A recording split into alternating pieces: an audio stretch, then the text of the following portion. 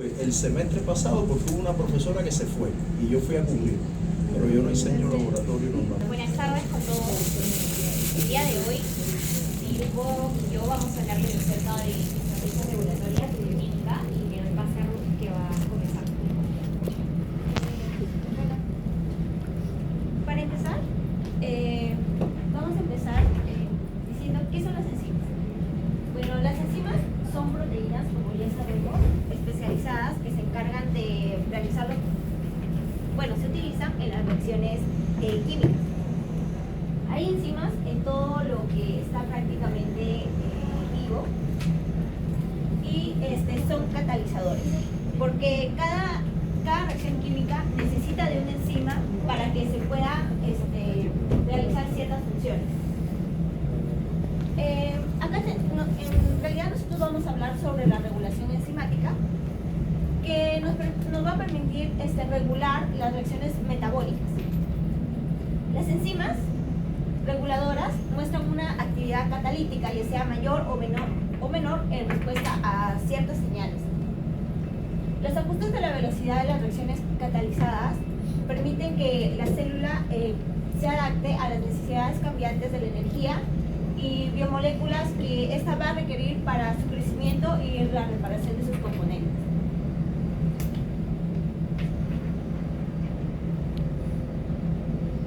Existen ciertos mecanismos de regulación enzimática, entre ellos tenemos la concentración y la actividad de la enzima. En la concentración tenemos la regulación de síntesis, regulación de degradación y post-traduccional.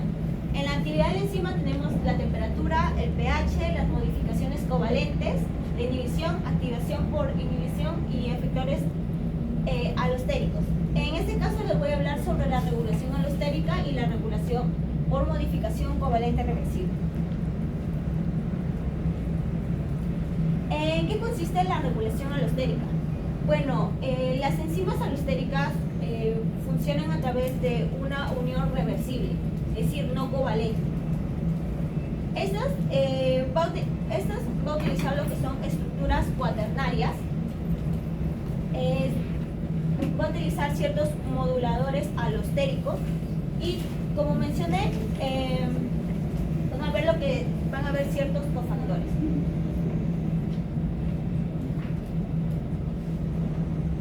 Bueno, acá vamos a tener dos moduladores, tanto negativo como modulador positivo. El modulador negativo, o también conocido como la inhibición alostérica, vamos a ver.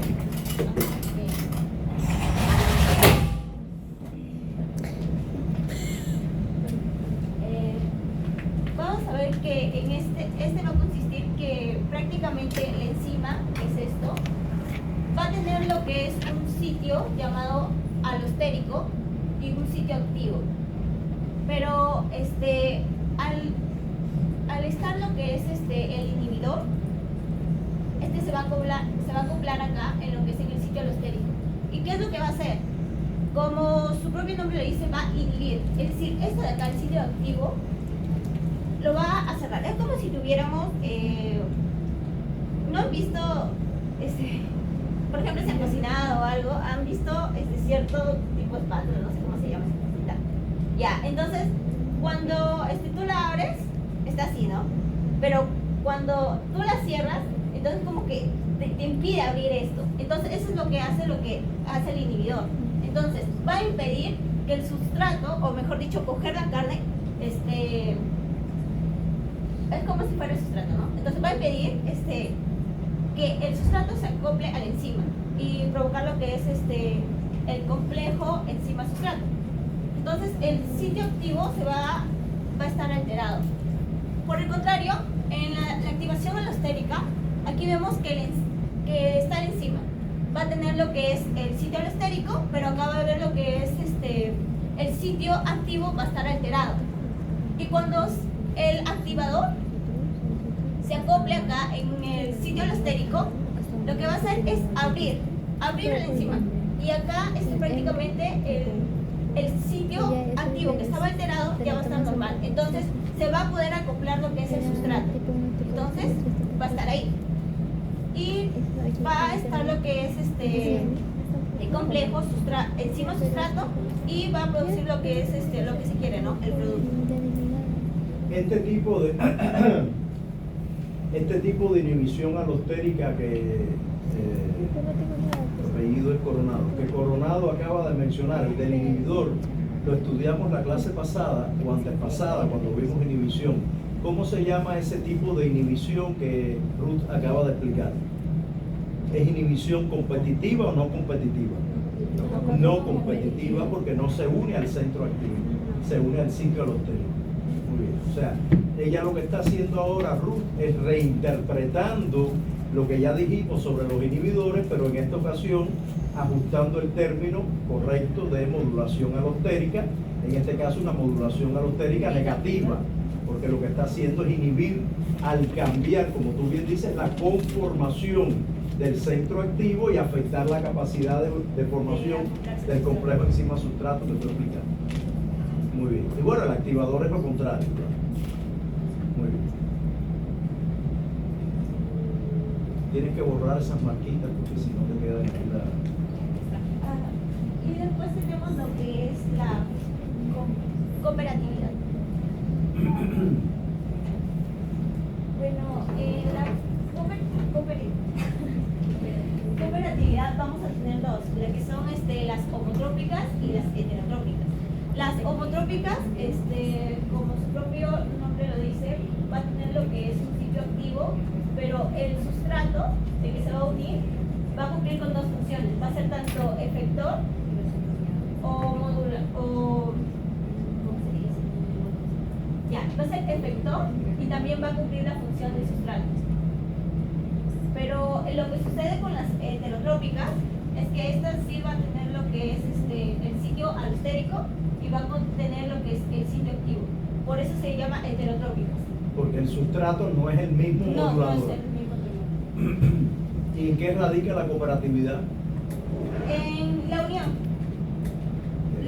Claro. ¿Por qué hay cooperatividad? Porque se une lo que es el sustrato con la enzima. Esto que tú acabas de explicar es lo mismo que dijiste antes. ¿En qué radica la cooperatividad? ¿Por qué hay un fenómeno de cooperatividad? ¿Tú tienes algo más que hablar de esto?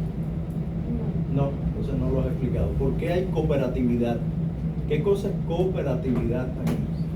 La cooperatividad es, mira, voy a usar esta misma bolita que hay aquí rosadita. La cooperatividad es, vamos a poner el ejemplo de los homotrópicos y el ejemplo de la hemoglobina, que es una enzima una proteína donde se ve cooperatividad. La enzima, la hemoglobina, tiene 4 cadenas, ¿verdad? Cada una tiene un grupo hemo y ahí se forma la interacción con el oxígeno, toda esa historia. Bueno, imagínense, vamos a dibujar una supuesta hemoglobina, ¿no? A ver. Ya. Entonces, la cooperatividad, ¿qué cosa es? Cuando el oxígeno, para hablar de la hemoglobina, pero podría ser cualquier cosa, un sustrato, como tú bien dijiste, se une al centro activo, esta unión al centro activo ayuda, coopera para que el resto de los centros activos se cambien su conformación e ingresen los sustratos aquí. Entonces, es como que se transfiere desde este centro activo, se transfiere al resto la capacidad de unirse al sustrato. Eso es cooperatividad homotrópica. Si fuera heterotrópica, como tú bien dices, aquí habría además un sitio alostérico. Y cuando el modulador alostérico se une, se transfiere a los centros activos la capacidad de unir al sustrato. Por eso es cooperativo, porque un centro activo coopera con los demás para que funcione la enzima. Este es el caso de enzimas que tienen varios centros activos, generalmente enzimas de nivel cuaternario, que tienen varias cadenas peptídicas, son oligoméricas. Entonces, esta es la cooperatividad.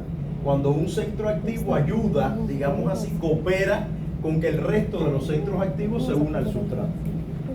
Esa es la esencia de la cooperatividad. Yo me siento como siempre al costo de la puerta y no copio. Además, ni bien entrando esos asientos que están hasta ay, yo siempre me siento como y no copiamos una cosa de embargo. Se puso en mi costado. Después seguimos con otro tipo de mecanismo, como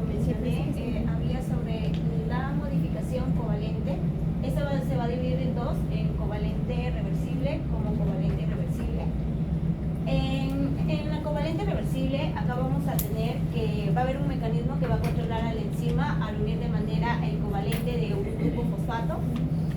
Acá van a haber ciertos restos de aminoácidos que se van a unir, como la serina, tirosina y trionina. La unión modulador es un tipo covalente, como dije, el propio nombre lo dice. Un dato importante es que se han encontrado más de 500 tipos diferentes de modificación covalente de proteínas.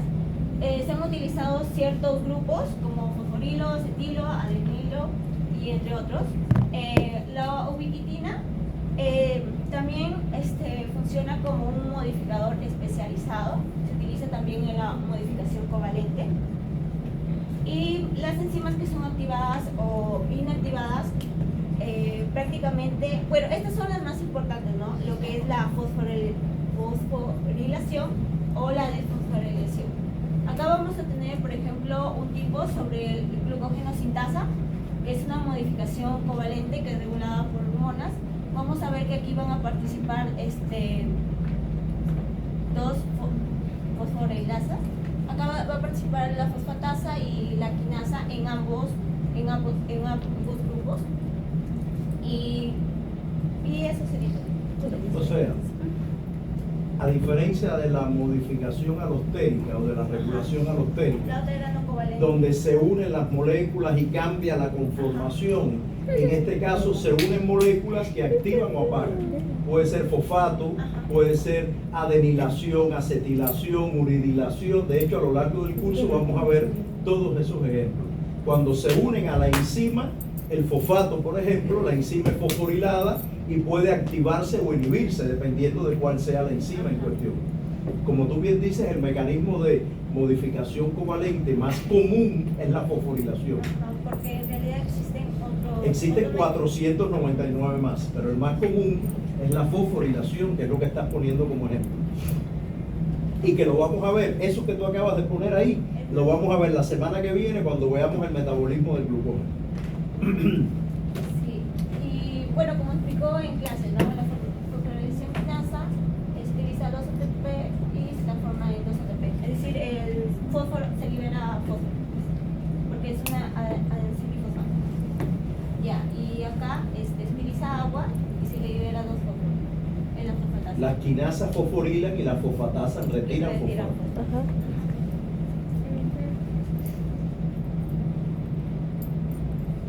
Bueno, los zimógenos prácticamente pertenecen a lo que es las modificaciones covalentes irreversibles. Estos vienen a ser precursores inactivos de las enzimas y se activan por moduladores covalentes, ¿no? Debido a la ruptura de lo que son enlaces peptídicos. Por ejemplo, en clase se mencionó que el pexinógeno y el quimiotripsinógeno se producían en el estómago, pero se activaban en lo que es el intestino delgado a través de las proteasas. Por ejemplo, el pexinógeno se transformaba en pexina y el quimiotripsinógeno se transformaba en tripsina. No, es incorrecto. Lo primero, la pepsina se produce y se activa ¿en qué órgano? La pepsina se produce y se activa ¿en qué órgano? Uy, qué mal están. En el estómago. ¿Y el quimiotripsinógeno dónde se produce? En el páncreas. ¿Y dónde se activa? Y cuando el quimiotripsinógeno se activa, ¿cómo se llama la molécula? Quimiotripsina. Tripsina es otra proteína, no tiene nada que ver con el quimiotripsinógeno. La tripsina es tripsinógeno que se convierte en tripsina. ¿Ya? O sea, quimiotripsinógeno y tripsina no tienen nada que ver, son dos proteasas diferentes. Y la pepsina, a diferencia de lo que tú dijiste, no se produce y se activa en el intestino, sino en el páncreas, en el estómago, perdón. Y bueno, y eso es ruptura de enlaces peptídicos. Correcto. Y se activan los simógenos. Muy bien. Entonces hemos visto 3 mecanismos: la modulación alostérica, la covalente y la activación de simógenos, que es como una modulación covalente pero irreversible. Cuando el simógeno se activa, ya no se inhibe más. ¿Está bien? Correcto. Esa fue la que yo expliqué hoy justamente. Ahora vamos a hablar de inhibición por retroalimentación. La inhibición por retroalimentación de las enzimas es un mecanismo importante en la regulación de las vías metabólicas por dos motivos. Esto quiere decir que por el hecho de que nosotros tengamos enzimas no significa que todas las enzimas las vamos a poder poner a funcionar. Y en algunos casos estas enzimas van a tener que ser inhibidas para un buen funcionamiento del organismo. En este proceso, una enzima es una vía metabólica. Una vía metabólica es regulada o inhibida por un producto final de esa misma vía o una molécula relacionada. Este mecanismo va a servir para controlar la veracidad de una vía metabólica en respuesta a las necesidades celulares y para evitar la acumulación excesiva de productos finales. Es el ejemplo que yo puse de los caramelos. Si usted fabrica caramelos y los caramelos se acumulan, que sería el producto de la fábrica, pues la fábrica se para. O sea, si el producto se acumula, hay una inhibición por retroalimentación y la enzima se apaga, porque ya no hace falta que siga trabajando. Correcto, eso es un mecanismo de inhibición súper importante, súper común, y lo vamos a ver la semana que viene cuando veamos qué sucede con la glucólisis y el ATP. Cuando hay mucho ATP, la glucólisis se apaga, porque no hace falta tener más energía. Eso es inhibición por retroalimentación. Bueno, siguiente por favor. Para este proceso también vamos a utilizar moléculas reguladoras. Como ya lo explicó mi compañera y como ya lo explicó el profesor en otra clase, estas enzimas van a ser reguladas por moléculas que van a aumentar o bien van a disminuir su actividad. Estas moléculas pueden ser activadoras o inhibidoras, pueden ser competitivas o no competitivas. Y bueno, ya se mencionó, pero vamos a volver a explicar. Esta es nuestra enzima. Entonces, ¿qué va a pasar con estas moléculas reguladoras? En el caso de que estas moléculas sean competitivas, la molécula lo que va a hacer es que va a haber un espacio, la enzima va a tener solamente un espacio, y si bien este espacio va a ser o para el sustrato o para la molécula reguladora. Entonces, si es que este espacio llega a ser alcanzado por la molécula reguladora, esa molécula reguladora va a ocupar ese espacio, impidiendo que el sustrato pueda alcanzar a la enzima. Entonces, por ende, ya se va a disminuir la actividad. Pero en el caso de que esta molécula sea no competitiva, esta enzima va a tener dos espacios, un espacio para el sustrato y un espacio para la molécula reguladora. Entonces, ¿qué va a pasar? El sustrato se va a unir a la enzima. Sin embargo, la molécula reguladora lo que va a hacer es que también se va a unir a ese espacio y va a disminuir la velocidad con la que esta enzima va a trabajar. Ahora, si ustedes se preguntarán, ¿cuál sería mejor si queremos disminuir la producción o cuál de las dos sería mejor? Diríamos que la no competitiva. ¿Por qué? Porque esta se va a unir, o sea, esta va a reemplazar el sustrato. Pero ¿qué pasa si tenemos una gran cantidad de sustrato? Al final no va a servir, o sea, no es que no va a servir de nada, pero al final, si hay mucha cantidad de sustrato, evidentemente va a ser más fácil que el sustrato llegue a ocupar el espacio y desplaza al inhibidor. Claro, va a desplazar al inhibidor. Entonces, por ende, al final siempre se va a producir la reacción y la molécula reguladora no va a ser suficiente. Pero por otro lado, en la molécula reguladora no competitiva, el sustrato, por más de que llegue al desierto, porque sí va a llegar, la molécula reguladora también va a disminuir la capacidad. Entonces ahí siempre se va a producir una inhibición. O sea, si tú fueras a diseñar un fármaco, ¿lo diseñarías como inhibidor competitivo o no competitivo? Como inhibidor no competitivo. Ya. Digamos que vas a tenerte que tomar la pastilla cada 12 horas y no cada 8. Exactamente. Digámoslo así. Hablando así de manera grosera, coloquial. Muy bien. Por cierto, en la inhibición competitiva, ¿qué cambia? ¿La KM o la velocidad máxima? En la inhibición competitiva, ¿qué cambia? Si la enzima necesita más sustrato para trabajar, ¿qué cambia? La KM aumenta enormemente. La enzima pareciera menos afín por el sustrato, necesita mucho sustrato para poder trabajar porque tiene que desplazar al inhibidor. Mientras que en el no competitivo la KM no cambia, porque el centro activo está disponible, la KM no cambia, pero la velocidad máxima disminuye, nunca se puede recuperar la velocidad máxima. Por eso un fármaco inhibidor no competitivo es mejor. Esa pregunta para el examen es fabulosa, fabulosa.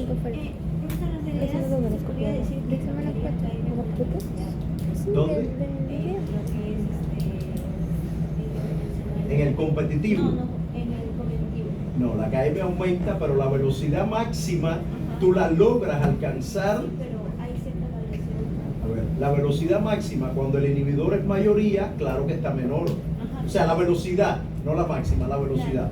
Pero cuando el exceso de sustrato se alcanza, la enzima logra llegar a su velocidad máxima. Se demora más, pero lo logra. Pero en el no competitivo no. Mientras el inhibidor exista, nunca va a llegar a la máxima. Aunque hayan toneladas de sustrato, nunca va a llegar a la máxima. Por eso un fármaco no competitivo es mejor. Siguiente. Bueno, la regulación de enzimas también se va a dar por, gracias a diferentes estudios se ha determinado que esto se da por diferentes tipos de activaciones.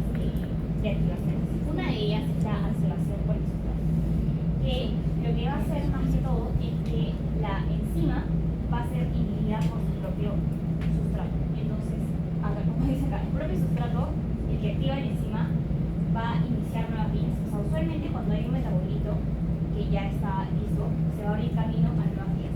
Entonces, esto va a hacer que el sustrato vaya a inhibir a la actividad de la No, ahí está activando, ahí no está inhibiendo, es una activación por el sustrato, mira el título. Eso es lo que pasa cuando hay piruvato.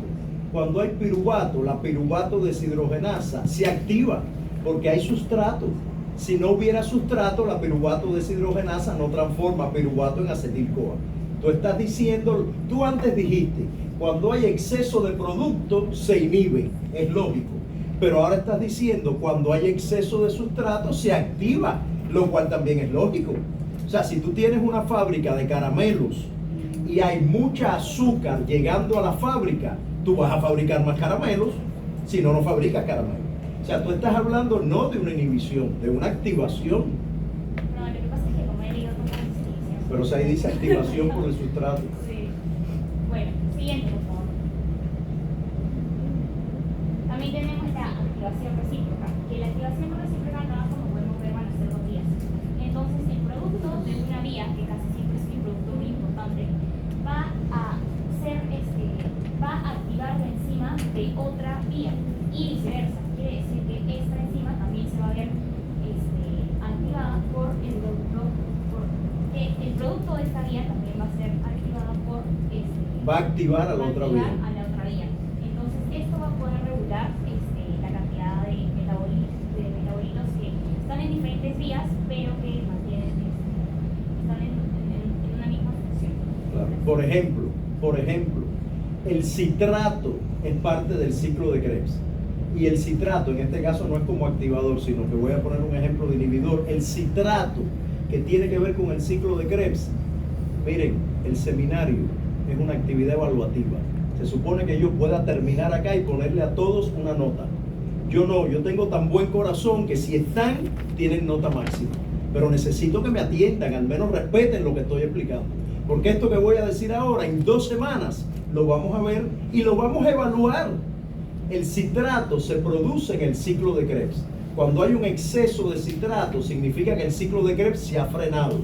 Y ese citrato va a la glucólisis, a inhibir la glucólisis. Es lo que tú dices. Un metabolito de una vía inhibe o activa a otra vía metabólica. ¿Correcto? Bien. También tenemos los bucles de retroalimentación negativa, que esto se va a producir porque alguna enzima, cualquier vía, va a ser su concentración intracelular va a ser regulada por la velocidad de su propia síntesis. O sea, esta va a ser inhibida por su propio sustrato. Entonces, o sea, digamos que esa es una vía. Entonces, en la vía, digamos que va a haber un entonces, si es que digamos que hay demasiado poco sustrato, esta enzima va a ser inhibida. Por eso se llama bucle de retroalimentación negativa. Y tenemos al bucle de retroalimentación positiva, que va a ser lo contrario, que un mensajero va a mandar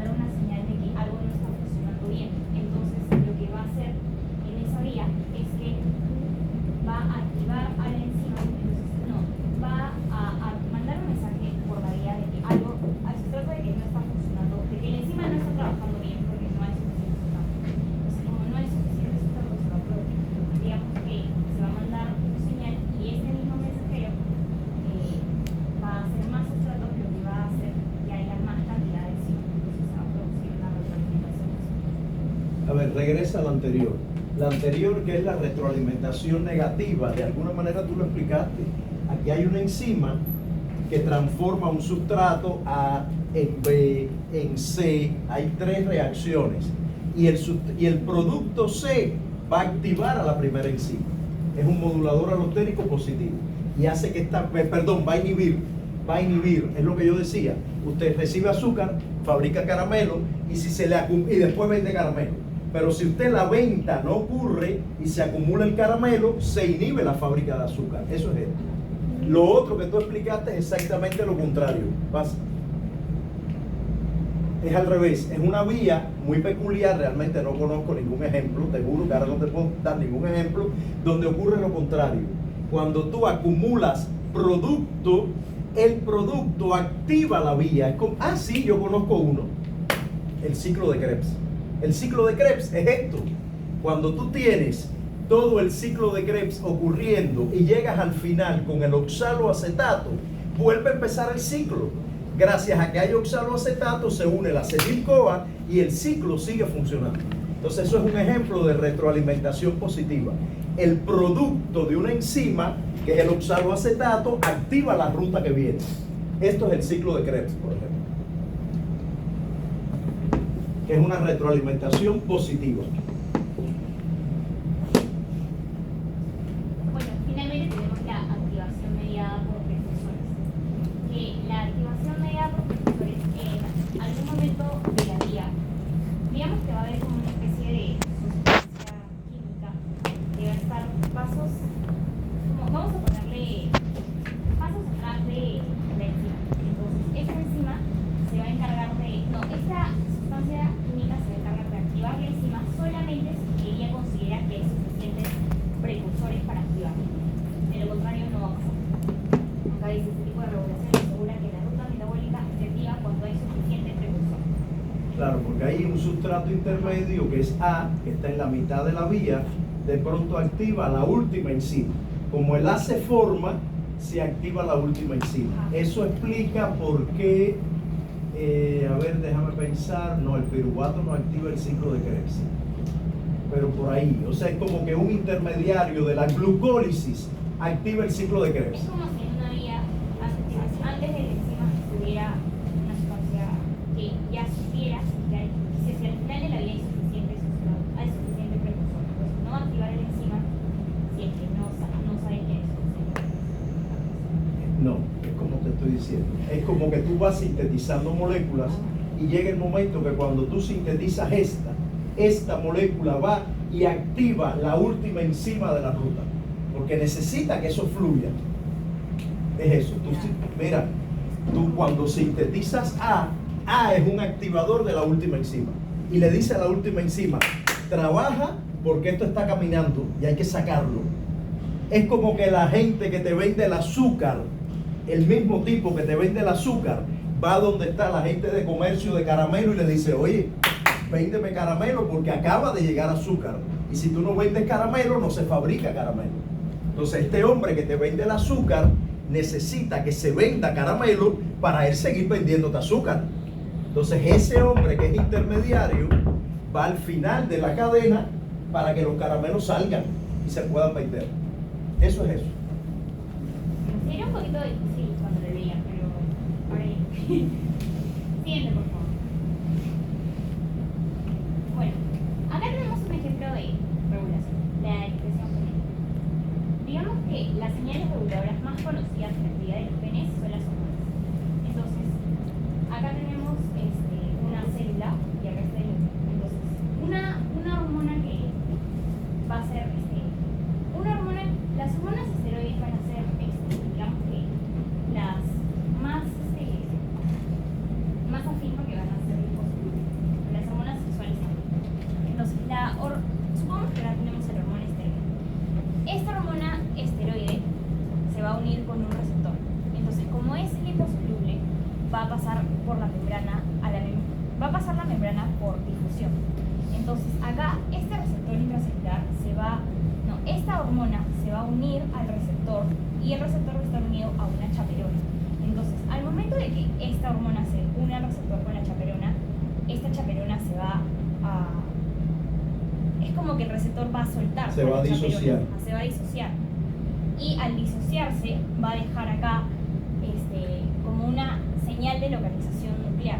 Entonces eso va a provocar un cambio y este cambio o sea, esta hormona unida al receptor con esta señalización, con esta señal de localización nuclear va a ingresar al núcleo y se va a unir a la cadena de genes. Entonces ahí se va a producir, ahí va a poder expresar el gen. Solo se va a expresar el gen si es que esta hormona con este receptor está formando grupos libres. Mira, aquí has buscado un ejemplo muy complicado. Todo eso se resume en hay hormonas y factores de crecimiento y un montón de señales que van a dar señales al núcleo para que haya transcripción y expresión de genes. Ya se acabó todo eso. ¿Ya? Entonces, si está el gen de una enzima y cuando viene un montón de glucosa, hay cambios a nivel nuclear porque el receptor de insulina, que yo expliqué hoy, da una señal al núcleo y le dice a un factor de transcripción: hay que transcribir el gen de la exoquinasa.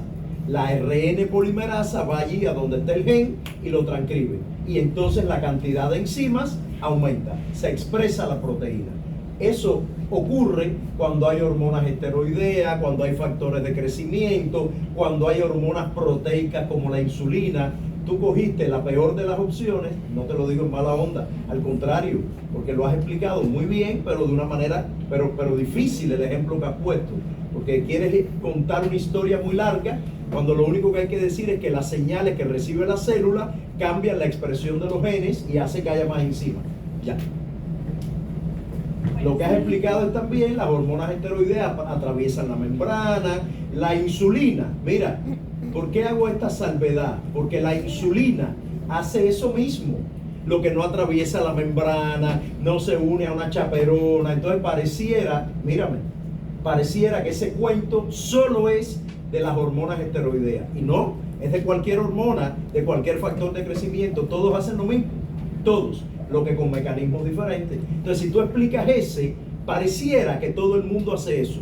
Y pareciera que alguien aquí puede pensar que la insulina se une, atraviesa la membrana, y eso no es así. Solo lo hace la hormona esteroidea o las hormonas esteroideas. ¿Comprende?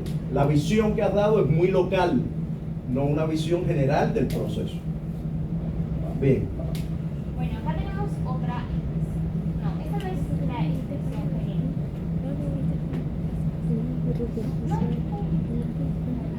Bueno, no, el título no sé qué ha pasado, un error técnico.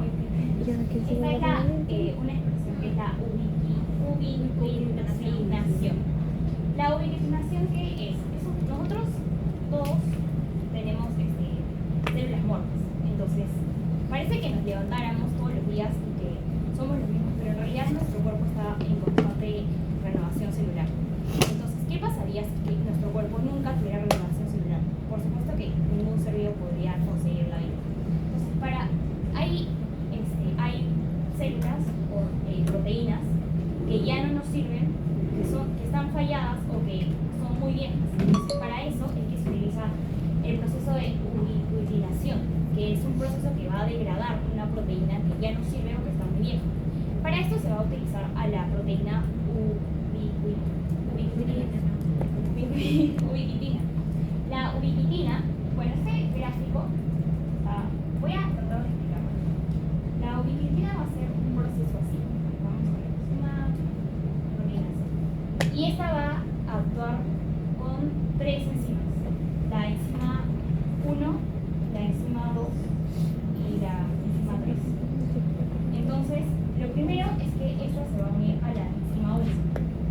Y para unirse a la enzima 1 se va a producir mucho ARP, como acá estamos viendo. O sea, para hacer una enzima 1 va a necesitar de bastante ARP. Se va a consumir. Se va a consumir mucho ARP. Entonces, esto, una vez que se haya consumido mucho ARP, esta ubiquitina unida a la enzima 1 se va a unir a la enzima 2. Es como que le va a pasar la posta. Y bueno, esta enzima 1 va a salir y la ubiquitina se va a unir a la enzima 2. Entonces, una vez que se une a la enzima 2, acá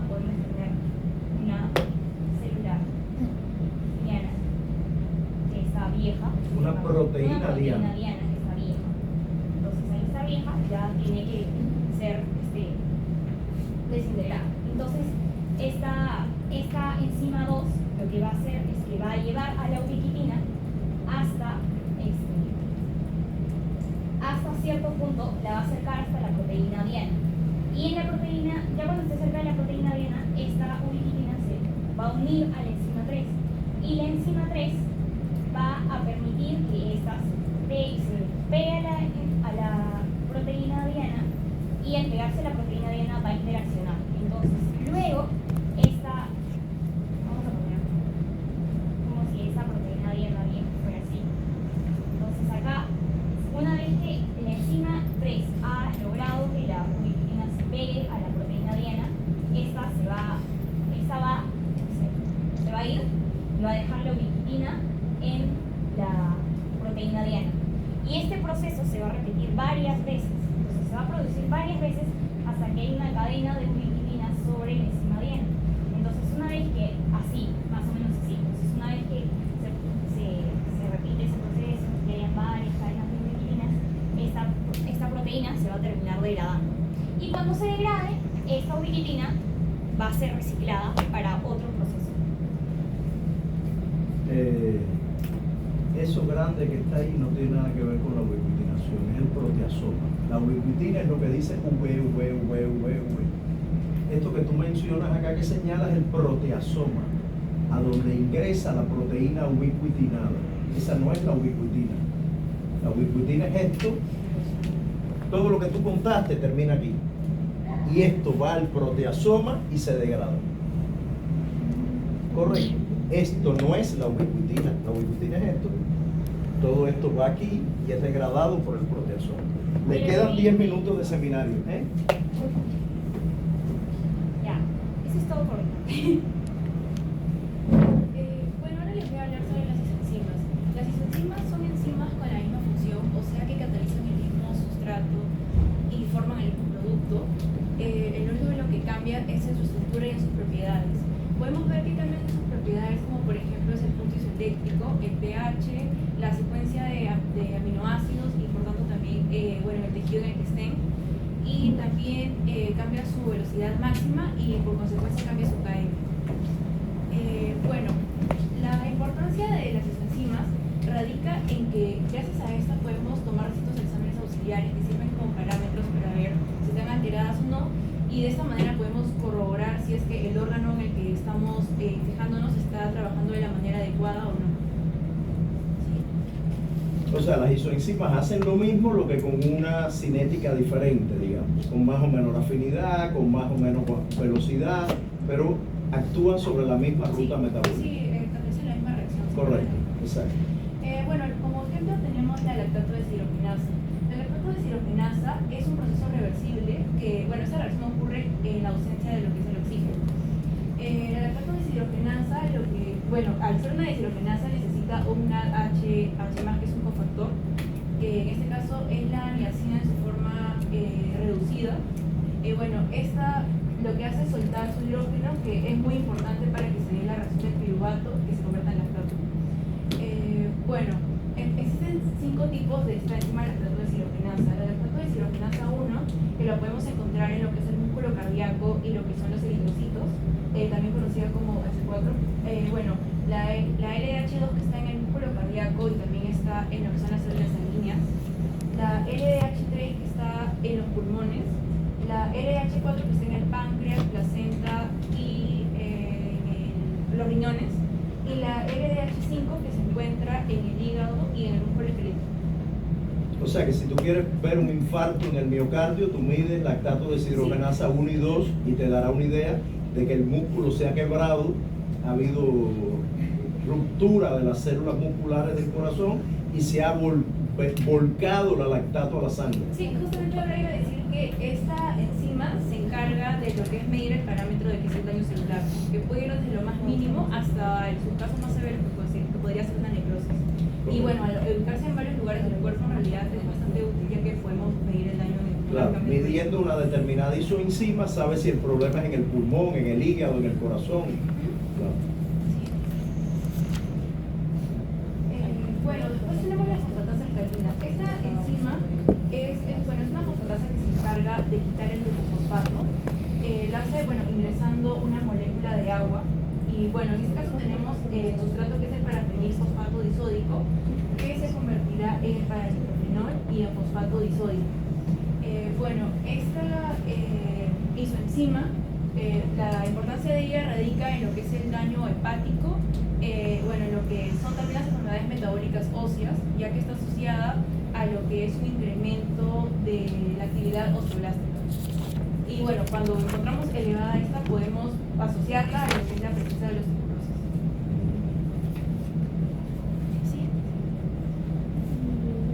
Luego tenemos la transaminasa glutámica pirúvica, o por sus siglas TGP. Esta isoenzima es unilocular, o sea que solamente acepta un sustrato. Y lo que ocurre aquí es, tenemos la alanina y el glutarato. Lo que hace la alanina es ser su grupo amino y se associa a lo que sería el alfa-cetoglutarato, que es un alfa-cetoácido.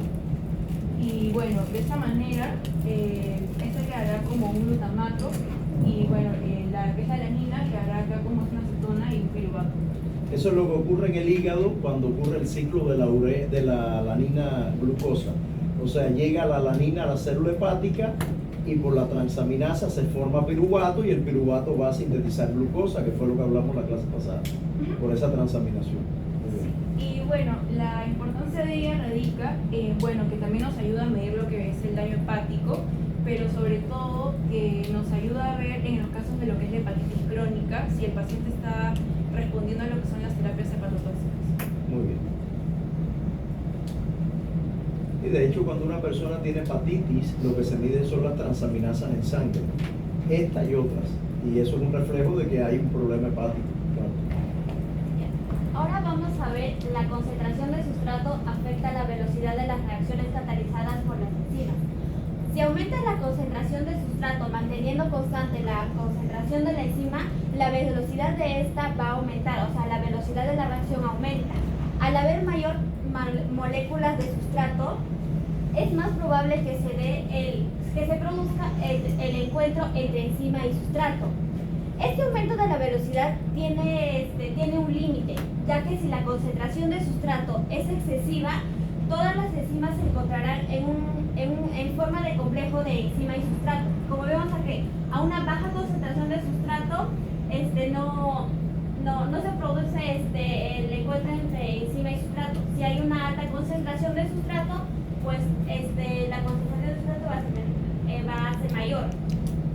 Y así, relativamente, si se disminuye la concentración de sustrato, la velocidad de la reacción química va a disminuir. Vamos a ver las velocidades iniciales de las reacciones catalizadas enzimáticamente. Estudios de los efectos de la concentración de sustratos son muy complicados.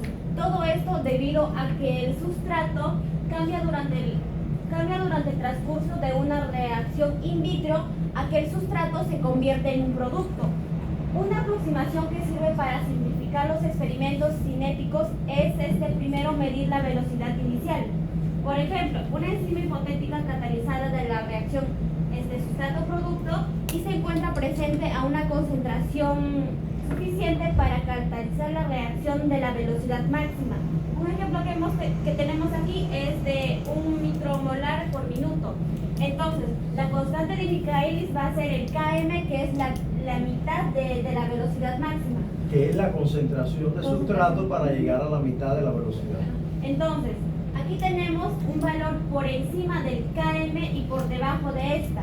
O sea, la velocidad de la reacción catalizada por la enzima desciende al irse convirtiendo el sustrato en producto.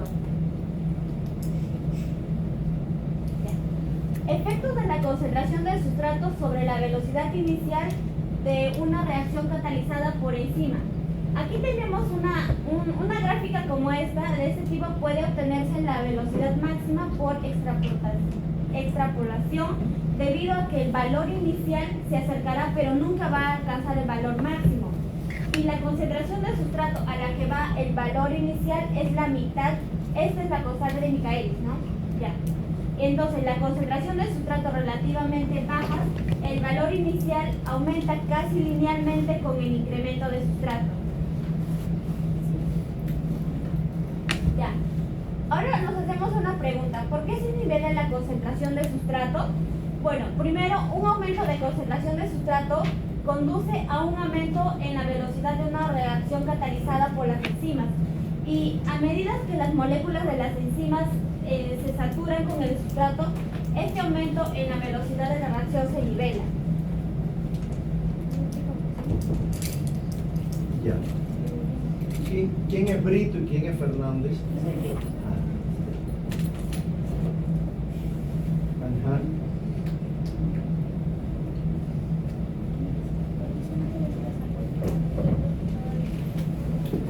Bien, entonces. Conclusiones. A medida que aumenta la concentración de sustrato, las enzimas se saturan en el campo. Una vez que el centro catalítico está vacío, hay más sustrato disponible para poder reaccionar. La velocidad de reacción cuando la enzima está saturada con sustrato es la velocidad de reacción máxima. Segunda, la velocidad de una reacción química aumenta al aumentar la concentración de sustrato. Las enzimas pueden aumentar significativamente la velocidad de la reacción. Sin embargo, las enzimas se saturan cuando la concentración de sustrato es alta. Se puede concluir la importancia de lo que son las isoenzimas, ya que al ser un parámetro importante podemos determinar gracias a ellas cómo funcionan los procesos metabólicos de los órganos de la misma para poder formar, evaluar y planificar dependiendo del caso. Un exceso de ubiquitina puede producir enfermedades como el SIDA. Esas son las conclusiones. O sea que las conclusiones esencialmente no tienen nada que ver con lo que ustedes han hablado, porque ahí no hay absolutamente nada excepto lo de las isoenzimas y un poquito de ubiquitina. No hay prácticamente nada de los eventos de regulación que ustedes hablaron, ni covalente, ni alostérico, ni la retroalimentación. De pronto hay dos conclusiones del último tema, que es el que menos tiene que ver con el seminario, porque el último tema era cinética enzimática. No entiendo por qué lo insertaron acá. De hecho, me ha pasado una cosa muy rara con este seminario. ¿Saben por qué? Porque yo podría juzgar la participación de cada una de manera individual y darles una nota por lo que cada una hizo. Tengo una nota aquí propuesta, pero a la misma vez me pasa una cosa muy rara, porque de pronto Coronado y Benedetti hablaron el 80% de lo que había que hablar. Entonces,